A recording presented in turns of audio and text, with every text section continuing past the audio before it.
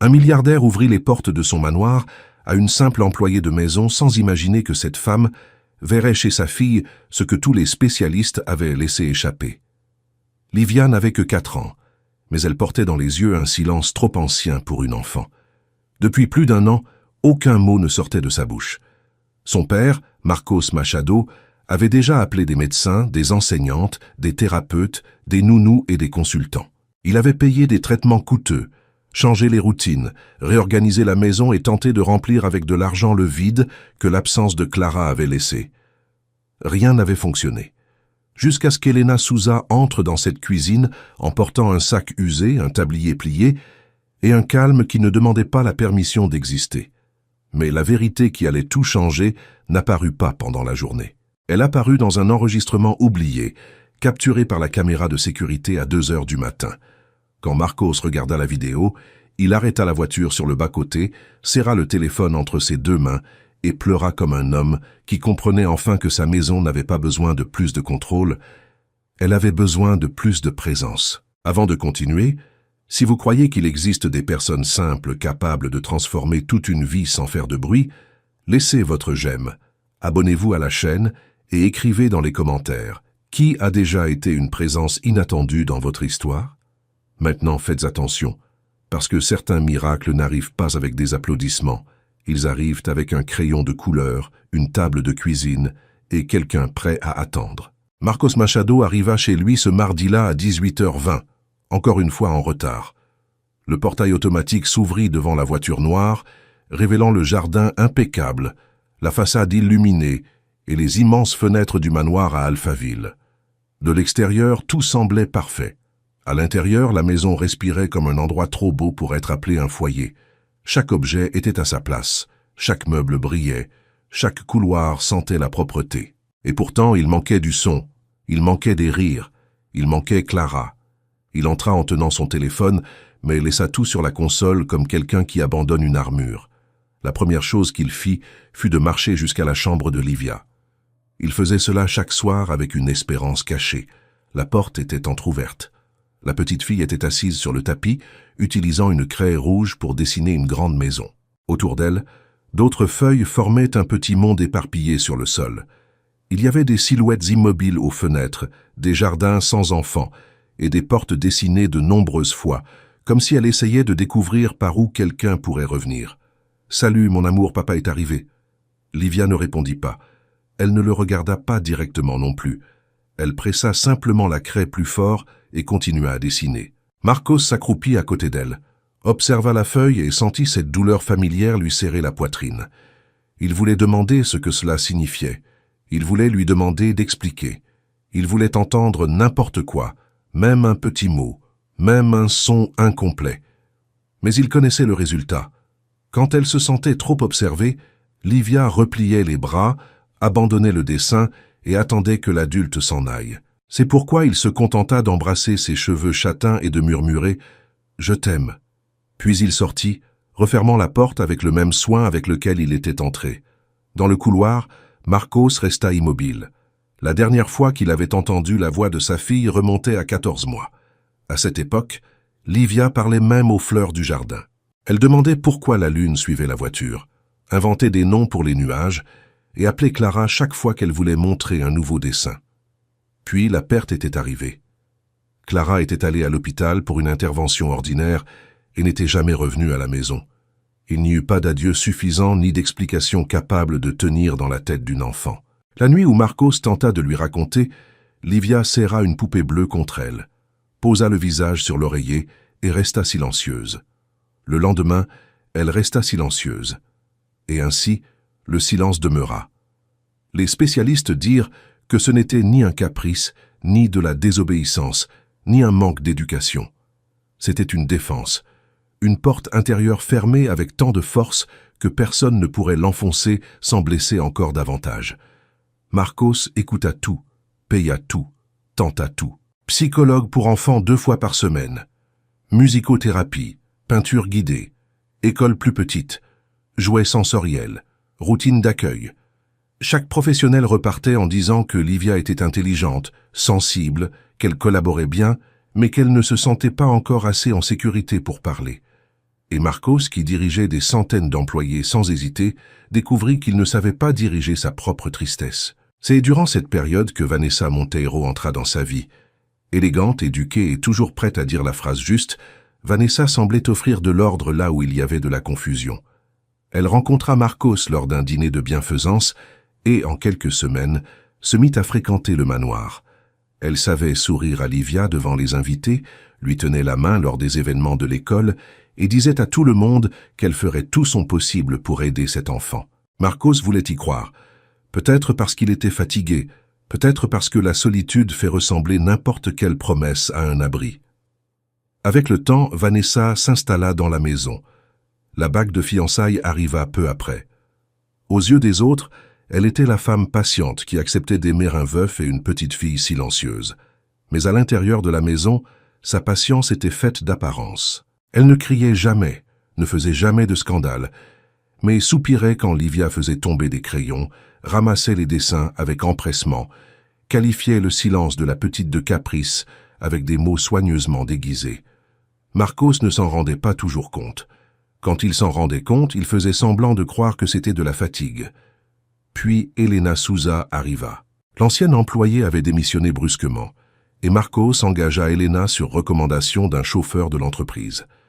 Elle apparut un lundi matin, avec des vêtements simples, une posture tranquille et des yeux de quelqu'un qui avait déjà appris à observer avant de juger. Marcos lui remit une liste de tâches, expliqua les horaires et désigna le couloir.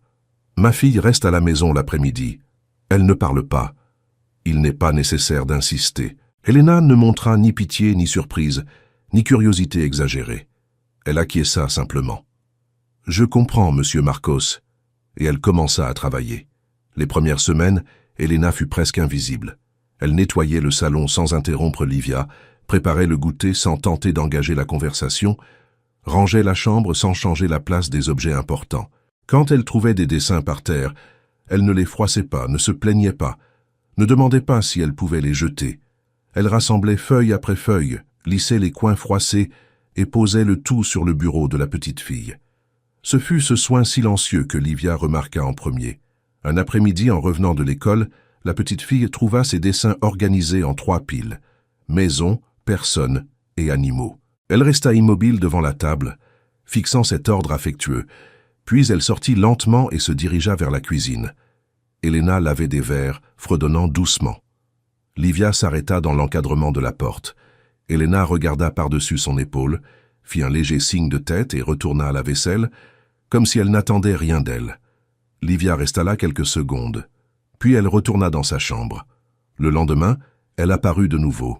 Cette fois, elle resta assise sur la dernière marche de l'escalier pendant qu'Elena passait la serpillière dans le salon et chantait une mélodie simple, presque un souffle. La petite fille suivait le son des yeux, comme si chaque note dessinait une ligne invisible dans l'air. Elena s'en aperçut mais ne s'arrêta pas. Elle ne fit pas de commentaire non plus.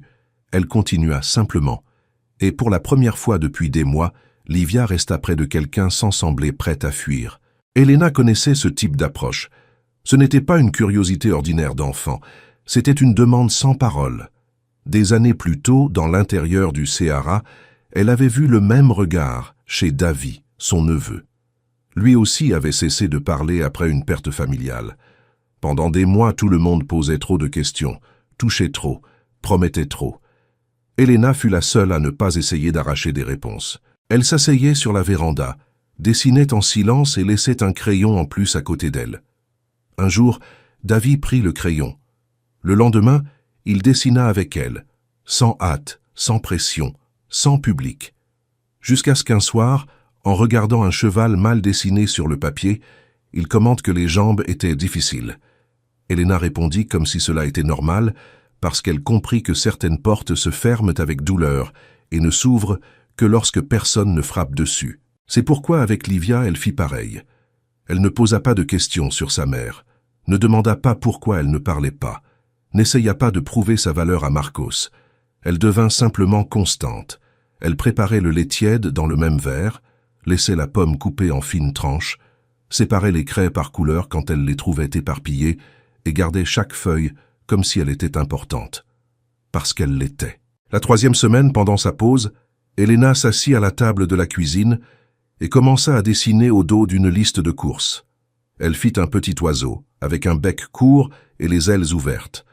Elle était concentrée quand elle remarqua Livia, arrêtée à l'entrée, tenant une feuille blanche contre sa poitrine. Elena ne l'appela pas. Elle ne sourit pas trop. Elle continua simplement à dessiner. La petite fille avança lentement, tira une chaise et grimpa dessus. Elle posa la feuille sur la table. Pendant quelques minutes, elle dessina sans regarder Elena. Le bruit du crayon de couleur glissant sur le papier remplit la cuisine d'une délicatesse que cette maison avait presque oubliée. Quand elle termina, Livia poussa la feuille de l'autre côté. Elena regarda. C'était une grande maison. À l'intérieur, une grande silhouette, une petite silhouette et une troisième au milieu, avec de longs cheveux et un tablier. Elena comprit, mais ne dit pas qu'elle avait compris. Elle fit seulement glisser son petit oiseau jusqu'à Livia. La petite fille fixa le dessin. Puis, elle prit la craie jaune et dessina un soleil derrière l'oiseau. À partir de ce jour, la table de la cuisine devint leur endroit. Il n'y avait pas d'horaire fixé. Elena s'asseyait simplement, prenait du papier et commençait. Livia apparaissait quand elle le voulait. Parfois, elle restait 10 minutes. Parfois, 1 heure. Certains après-midi, elle observait seulement. D'autres, elle dessinait des maisons aux fenêtres ouvertes, des fleurs au pied des murs, de petits animaux et des chemins qui reliaient une personne à une autre. Elena gardait tout dans un classeur bleu, bien protégé, parce qu'elle savait que ces papiers n'étaient pas des gribouillis. C'étaient des phrases que la petite fille ne parvenait pas encore à dire. Vanessa remarqua le changement avant Marcos, mais cela ne lui plut pas. Elle trouva les deux en train de dessiner un après-midi et s'arrêta près de la table avec un sourire fin. Comme c'est joli, mais Livia doit apprendre à ranger ses affaires, pas transformer la cuisine en atelier de peinture. Elena ramassa quelques crayons avec calme. « Je nettoierai après, Madame Vanessa. » Livia baissa les yeux et serra la craie. Elena vit le geste. Elle ne confronta pas Vanessa, ne créa pas de dispute. Elle posa simplement une nouvelle feuille devant la petite fille quand la maison retrouva son silence. C'était sa façon de dire que l'espace restait sûr. La 5e semaine, ce que personne n'attendait arriva. Elena dessinait un chat assis près d'une fenêtre. Livia observait, sérieuse, le menton posé sur la main. Alors ses lèvres bougèrent. Petit chat. Ce fut si bas que cela se mêla presque au bruit du réfrigérateur. Elena sentit tout son corps retenir son souffle, mais elle ne changea pas d'expression. Elle savait que la moindre surprise exagérée pourrait effrayer la petite fille et la renvoyer dans le silence. Elle continua à regarder le papier. « Celui-ci aime rester au soleil », dit-elle tranquillement. Livia cligna lentement des yeux. Puis elle pointa le dessin du doigt. « Petit chat petit ». Elena en dessina un autre à côté. Alors il a gagné un ami.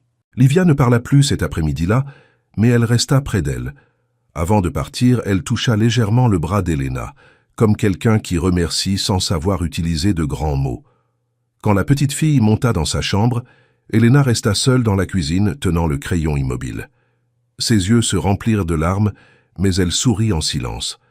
Elle ne le raconta pas à Marcos, ni par vanité, ni par secret, simplement parce que ce commencement était trop délicat. Il devait grandir sans devenir une nouvelle à l'intérieur de sa propre maison. Dans les semaines qui suivirent, les murmures vinrent peu à peu. D'abord des noms de couleurs, bleu, vert, jaune, puis de petites demandes. Plus de papier, dessine une fleur. Celui-ci est à moi. Elena répondait toujours de la même manière, sans transformer chaque phrase en spectacle. Livia parlait en dessinant, jamais devant Vanessa, presque jamais près de Marcos. Son père continuait d'arriver tard, de passer par sa chambre, d'embrasser sa tête et de sortir le cœur lourd, sans imaginer que la voix qu'il cherchait revenait dans la cuisine, entre des feuilles simples et des crayons usés. Une nuit, vers 2 heures du matin, Livia se réveilla effrayée. Elle ne cria pas, n'appela personne. Elle sortit simplement de sa chambre en serrant la poupée bleue contre elle et marcha dans le couloir sombre. Elle s'arrêta devant l'escalier qui menait à la suite de Marcos, mais ne monta pas. Elle tourna vers l'arrière de la maison, où se trouvait la petite chambre d'Elena, et resta immobile devant la porte. Elena ouvrit quelques secondes plus tard. Ses yeux étaient fatigués, mais son visage ne montra pas de peur. « Tu veux dessiner un peu » Livia acquiesça. Les deux allèrent à la cuisine. Elena alluma seulement la lampe au-dessus de l'îlot, prit des feuilles, des craies, et s'assit par terre pour que la petite fille ne se sente pas trop petite devant la table haute. Livia s'installa à côté d'elle. Elles dessinèrent en silence. Un ciel, une maison, une poupée, 3 étoiles. Puis Livia murmura « J'ai rêvé que tout le monde partait ». Elena continua à passer la craie sur le papier, lentement. « Je suis ici maintenant. »« Jusqu'à demain ?»« Jusqu'à demain. » La petite fille respira profondément. La réponse semblait simple, mais pour Livia, elle était immense. Après quelques minutes, elle posa la tête sur l'épaule d'Elena, d'abord avec prudence, comme si elle demandait la permission. Puis elle se reposa vraiment. Elena demeura immobile, tenant la feuille d'une main et protégeant l'enfant de l'autre. La caméra de sécurité enregistra tout. Elle enregistra la petite fille sortant du couloir. Elle enregistra Elena ouvrant la porte. Elle enregistra les deux assises par terre, petites, devant cette immense cuisine. Elle enregistra l'instant où Livia s'endormit appuyée contre elle. Elle enregistra aussi Elena attendant presque 40 minutes avant de se lever pour ne pas interrompre le repos de l'enfant. Le lendemain matin, Elena ramena Livia à sa routine sans mentionner la nuit. Elle prépara le café, plia les uniformes, nettoya le plan de travail et laissa les dessins sécher à côté de la corbeille de fruits. Livia apparut avec les cheveux ébouriffés et pointa la feuille des étoiles. « Tu gardes ?» Elena prit le classeur bleu. « Je garde avec soin. » La petite fille sembla satisfaite. Pour n'importe qui d'autre, cela aurait été petit. Pour Elena, c'était de la confiance. Pour Livia, c'était une preuve. Et pour Marcos, qui ne savait encore rien, c'était la réponse qu'il cherchait depuis des mois, en train de se produire à l'intérieur même de sa maison, tandis qu'il courait à travers le monde, en essayant de tout résoudre loin de là. Le salut de Livia ne faisait pas de bruit. Il attendait simplement, assis sur le sol froid, avec quelqu'un qui ne la pressait pas et n'exigeait rien. Cet après-midi-là, Marcos ouvrit les enregistrements par hasard et trouva la scène des deux sur le sol de la cuisine. Il la regarda d'abord assis dans son bureau, puis dans la voiture, déjà incapable de respirer correctement. Quand il rentra à la maison, il demanda pardon à Elena avec les yeux avant les mots. Le lendemain, il s'assit à la table, prit une craie bleue et dessina un chien tordu. Livia regarda, fronça le nez et laissa échapper un petit rire discret. Marcos pleura sans se cacher. Vanessa partit quelques semaines plus tard. Elena resta, et dans cette maison, la voix de Livia revint doucement, comme le soleil entrant de nouveau par une fenêtre vraiment ouverte.